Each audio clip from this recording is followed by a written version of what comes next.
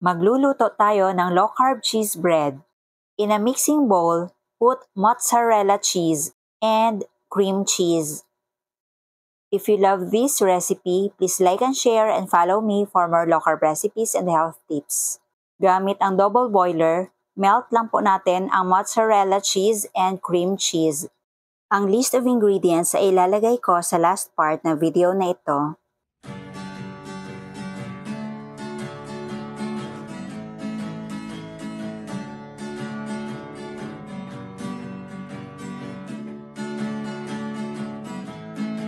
Kailangan ma-achieve natin ang dough-like consistency.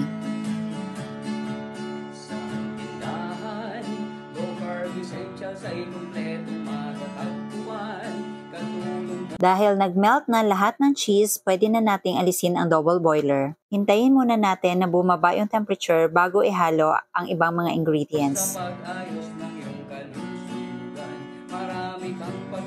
Ngayon, maglalagay tayo ng Green Dahan Natural Almond Flour,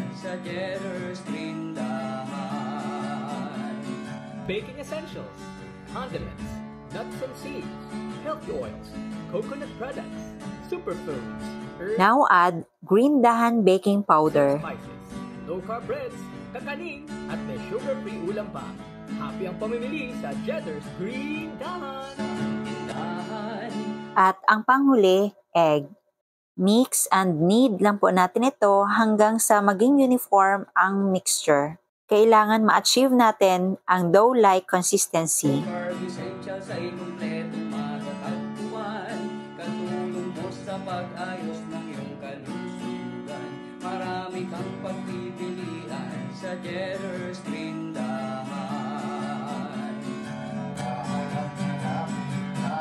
Nag-spray lang po ako ng coconut oil.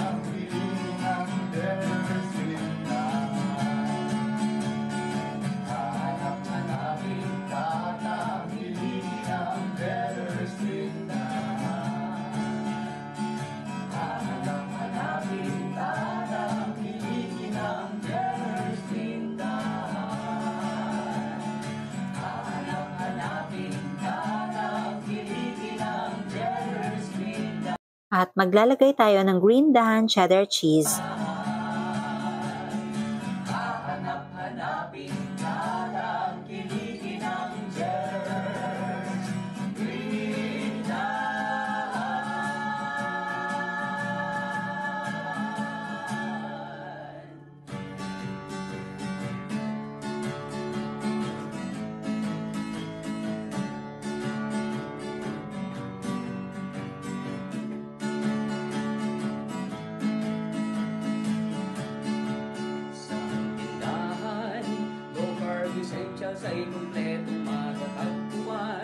Yung isang bread ay i-roll ko lang sa Green Dahan Natural Almond Flour. At yung iba naman i-roll ko sa Green Dahan Grated Parmesan Cheese.